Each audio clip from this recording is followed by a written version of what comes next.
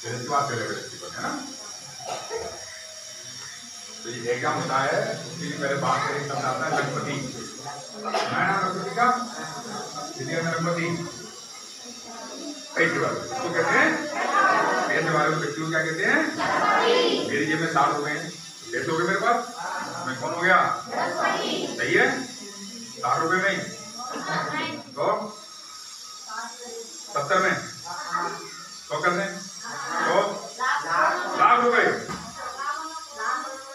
करोड़ तो जाएगा। तो बात हो रही है लखपति, बात हो रही है। 1 लाख 1 लाख ज्यादा हो तो उसे क्या कहेंगे? लखपति। लखपति का रूप ये नहीं पैसे यूं मतलब खेत है किसी पर 1 लाख का, ट्रैक्टर है, ट्रैक्टर भी 1 लाख ऊपर आता है, ट्रॉली है ना। तो ये चीजें तो वो क्या है? मकान को बढ़िया, वो भी क्या लखपति है, ठीक है ना। तो जो कक्षा 8 बच्चे पढ़ते हैं उनके पास में अर्ध लखपति होने का अवसर होता है। अर्ध लखपति यानी आधा लखपति, यानी कितने रुपए? 50,000 रुपए आपको मिलने का अवसर मिलता है। कब? कक्षा 8 में। उसके लिए शर्त है पहली तो कि राजकीय विद्यालय में आप अध्ययन करो। कक्षा 8 किस विद्यालय में? राजकीय विद्यालय। विद्यालय कैसा है ये? राजकीय विद्यालय।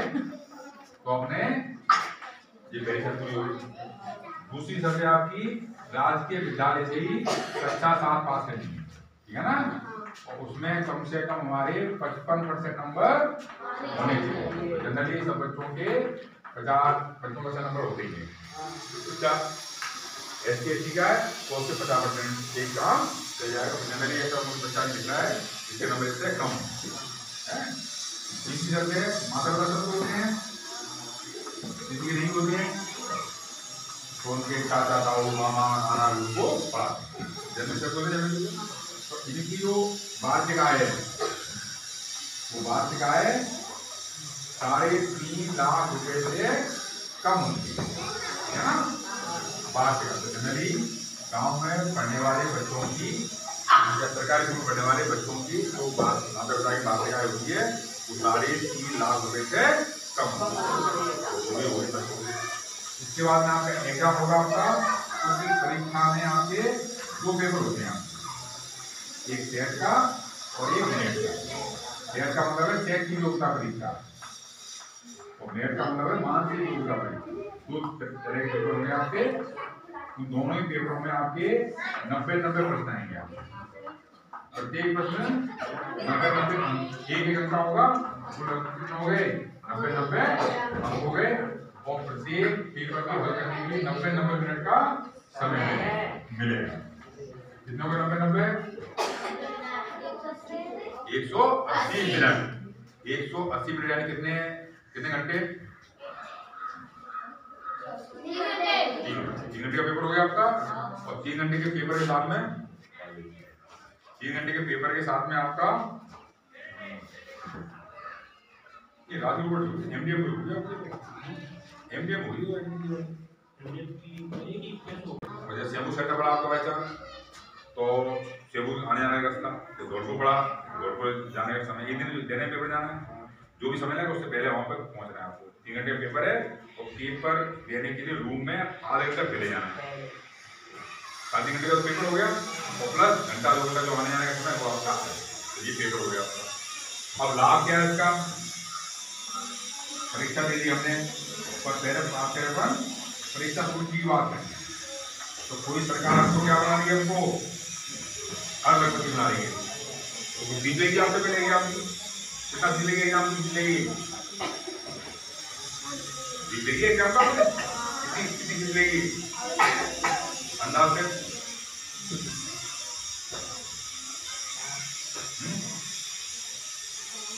कितने? 30 एग्जाम की फीस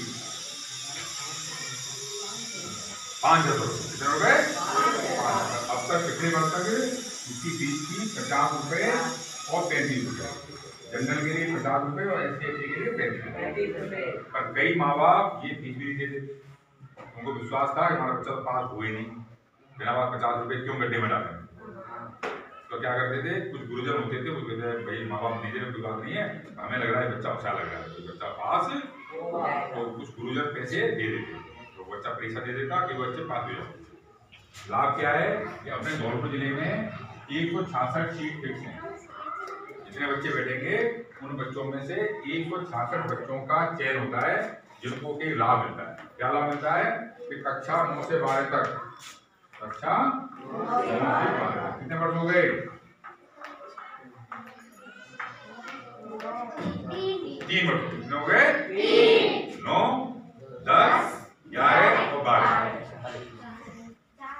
हैं, 3 ही तो हुए, देखो 3 हो रहे हैं, अरे 4 कहाँ हो रहे हैं, 9, 10, 11, 12, 3 को बता रहे थे फिर 12 में 2 घटाए देगा। चलिए तो क्या हो गया, 4 वर्ष तक, 4 वर्ष तक आपको सरकार 1000 रुपए मासिक। 1 वर्ष में कितने महीने होते हैं, महीने में 12 महीने हो गए 1 वर्ष में। ऐसे ऐसे 4 वर्ष, सॉरी 1 वर्ष में 12 महीने और 4 वर्ष कितने महीने हो गए, 48,000 रुपए दे रही सरकार। कितने रुपए हो गए, 48,000, ठीक है ना। तो आपको सरकार कितने रुपए देगी, 48,000 रुपए देगी। आप कह रहे थे अर्ध लखपति यानी कितने, 50,000, कितने दिए, कितने रह गए, 2 और दे तो यार कितने हो, 50,000। सरकार कही नहीं, हम तो सबको 48,000 देंगे, हमको 50,000 हम नहीं। अब आपका रह गया कि आप 2,000 कहाँ से लाओ, अब बड़ी समस्या बढ़ गई, हमें बनना है अर्ध लखपति, तो कैसे कम बढ़ गए, 2,000 कहाँ से लाए बताइए।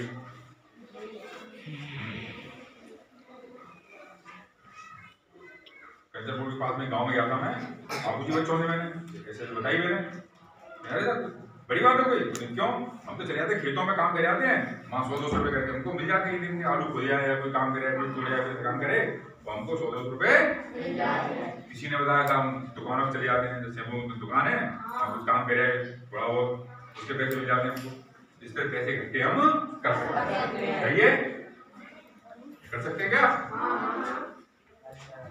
कर सकते हैं, पर करना मत, क्यों नहीं करना, क्योंकि 18 वर्ष से कम आयु का यदि कोई बच्चा किसी खेत पर काम करते पाया गया या किसी दुकान पर काम करते पाया गया तो बाल श्रम अधिनियम के तहत जहाँ काम कर रहे हो वो खेत वाला या दुकान वाला, उसको जेल हो जाएगी, उसको तो कुछ बच्चे सुनो, बहुत अच्छी चीज बता दी आपने हमको, क्या बता दी, हमारे घर वाले बड़े परेशान करते हैं, कभी सब्जी काट दो, कभी कहते हैं ऐसा सामान ले आओ, कभी खेत में काम कर जाओ, ये आपने अच्छा बता दिया। अब घर वालों कहेंगे आज स्कूल में बता दिया है कि बच्चों से काम नहीं ले सकते हैं, क्या कहोगे, घर पे कहोगे, घर पे जैसे कहोगे ना, नहीं क्यों, तो घर वाले दो तो चाहने वाले हैं, स्कूल में आ जाएंगे लड़ने आएंगे कि बच्चों को क्या उल्टी दी आपने बता दिया।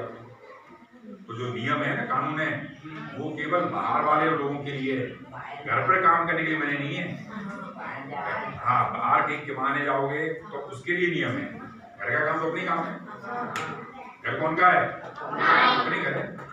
बड़े माँ बाप कुछ कह रहे हैं काम के लिए तो वो काम करना भी चाहिए और पढ़ना भी चाहिए, ये नहीं सर काम में लगे थे पूरे दिन, बड़ा पापा और काम बता, ये बड़े जी कर लेके और काम बता और कर ले, तो दिन भर उसी काम में लगे रहो, तो पढ़ोगे कम, तो घर का काम ही करना है और पढ़ना, दोनों काम करने, ठीक है ना। तो इसका मतलब काम करके पैसे नहीं कमा सकते, अब नहीं कमा नहीं सकते, अब कहाँ से लाए 2,000 रुपए,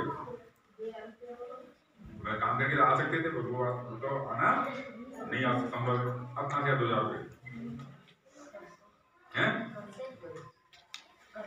घर वाले नहीं दे रहे, इतने है नहीं, ब्याज पर कहाँ दोगे, गाँव में ये दे दो, पता चले लौट के ब्याज पे ब्याज नहीं आए, पैसे और नहीं आए, तो ये 48,000 चले गए बेचारे, ना ब्याज 1 रुपए सैकड़ा के ब्याज दे दी, 2 रुपए ब्याज दे दी, ये तो दिया आपने, बस 2 साल बाद उसका मन पड़ गया तो मुझे कब दिए पैसे, तो लिखा पड़ा तो होती नहीं उसकी कोई, तो आपको वापस कर दे, तो लिखा लिखा पढ़ा करोगे तो उसमें टैक्स लगेगा, उसमें तो टैक्स से कर लिखा पढ़ा तो करती मौके दे देते, 10 तू ले ले, 15 तू ले ले, पता चले 50 साल बाद तब मुझे कब दे देते, तो पैसे ब्याज तो ब्याज गई, कैसे हो सकती। ये बैंक में जो ब्याज मिलती है वो तो सही है, उसमें तो घोटाला संभव नहीं, बाकी ऐसे बांटने में कई बार घोटाला हो जाता है, नहीं होता कई बार, ऐसी बात नहीं, कई लोग ईमानदार भी होते हैं और कई लोग ईमानदार नहीं होते, क्योंकि थोड़ा उसमें रिस्क है, तो ब्याज वाला कोई काम नहीं होता। अब क्या करें, अब काम चलाएं।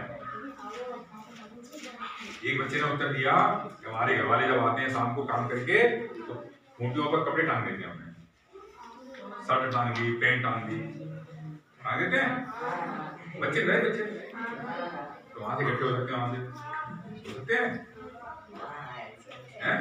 कैसे हो जाएंगे तो क्या होगा, आपने इकट्ठे तो कर लिए 100-200 कर करके, पता चल गया तो क्या होगा, मार पड़ेगी, संग में कहाँ जाओगे, जेल चले गए, सरकार क्या करेगी, ये भी नहीं देगी, ये बच्चा तो चोर है, क्या बात के पैसे, तो 2 लाख चक्कर में ये पैसे आपके और चले गए, तो चोरी करना भी अच्छी बात नहीं, न काम कर सकते न चोरी कर सकते, अब कहाँ से बड़ी समस्या आ रही है, समस्या आ रही है ना, अब उसमें बहुत आसान बने से 2000 रुपये खा लाएंगे, 2000 रुपये न ब्याज से आ सकते, न कमा के आ सकते और न कोई क्या आ सकते। हाँ बताइए क्या कर रहे हो कुछ, आवाज आ रही है, बात है ठीक है। चलिए एक बच्चे ने बताया कि सब कई त्योहार आते हैं, रक्षाबंधन है, होली है, दीपावली के त्योहार आते हैं, इन त्योहारों पर कई लोग बच्चों को पैसे बांटते हैं, खुश हो गए, चलो त्योहार आ गया, लो 10-20 रुपये लो, खा पी लेना है, पी लेना कहते हैं, तो उनमें जितने पैसे बच जाए वो पैसे उनको बचा के रखते हैं, इसमें गुल्लक में पैसे इकट्ठे, बैंक खाता होता है, बैंक में जमा कर 100-200 रुपये बैंक जमा करे, घर में तो जेब में पड़े हैं तो खर्च होने का मन 100 रुपये तो लाओ आज चाउमीन खाएं, चलो आज चल के आज चलो भल्ले खाए, मन करता है कई बार, मन तो करेगा पर प्रयास करें, जहाँ आवश्यक नहीं वहाँ तो खर्चे, ज्यादा मन भी नहीं मानना चाहिए यार, बच्चा खा रहा है बगल में, हम चुपचाप देख रहे हैं, वो खा रहे तो ठीक है, बाकी हम नहीं खाएंगे, ऐसा भी नहीं करना चाहिए, जितना हो सके बच्चे तो अच्छी बात है, नहीं बच्चा तो खर्च मतलब घर में बीमार पड़ा है, दवाई लानी है, जेब में पड़े हैं पैसे भरने, हम तो नहीं देंगे, क्यों, हमें क्या बनना है अलग, जहाँ पर भैया बहन बीमार पड़े ऐसा